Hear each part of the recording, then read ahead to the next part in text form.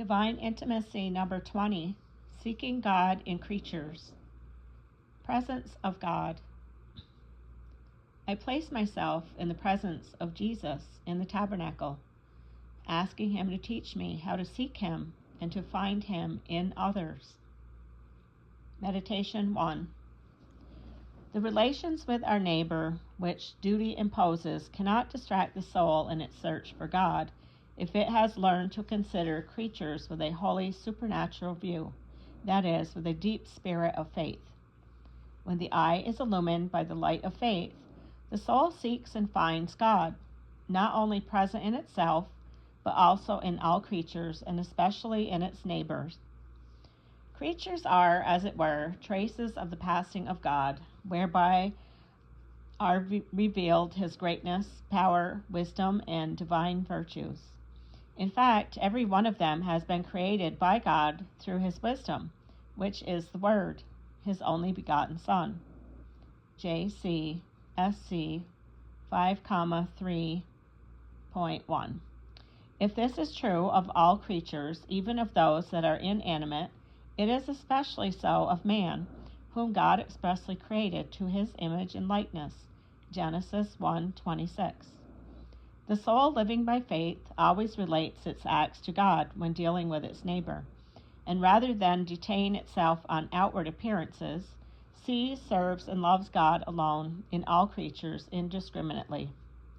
For the soul of faith, men of whatever race, nationality, position, or social standing have only one aspect, the image of God, only one name, child of God.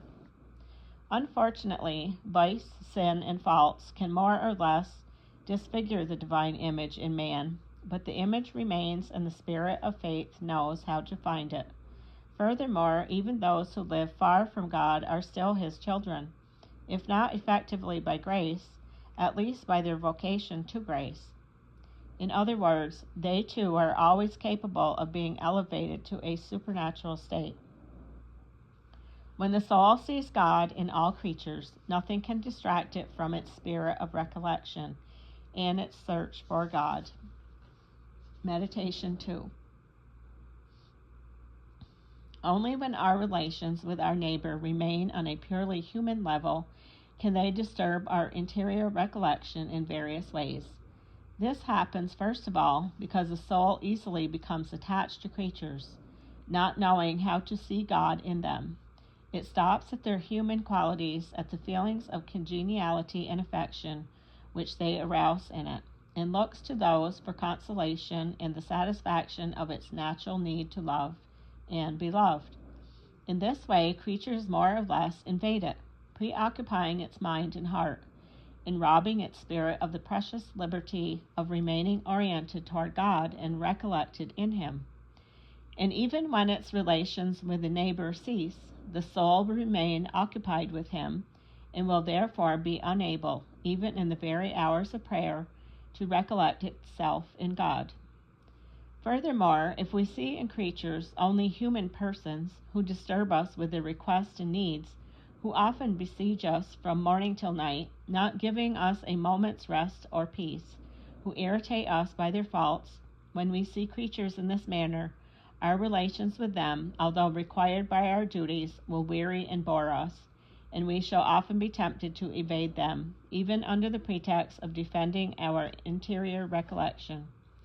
When, on the other hand, the soul is fixed in the simple glance of faith, every creature is, for it, a messenger from God.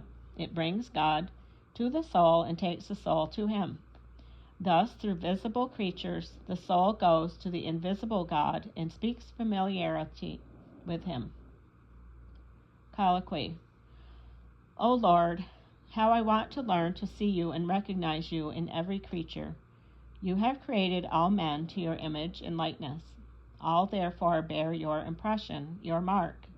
Teach me not to stop at human appearances, which might allure my heart, making it give to a simple creature that affection, which, in virtue of my consecration, should be reserved for you alone, O my God.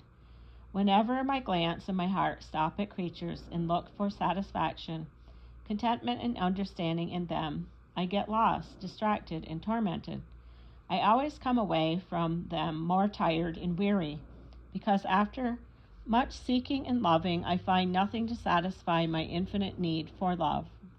Yes, I know that as long as I do not look upon creatures with that simple, profound glance of faith, which enables me to find you in all of them, O my God, to deal with them even when duty requires it, will always be an obstacle and an impediment to my interior recollection.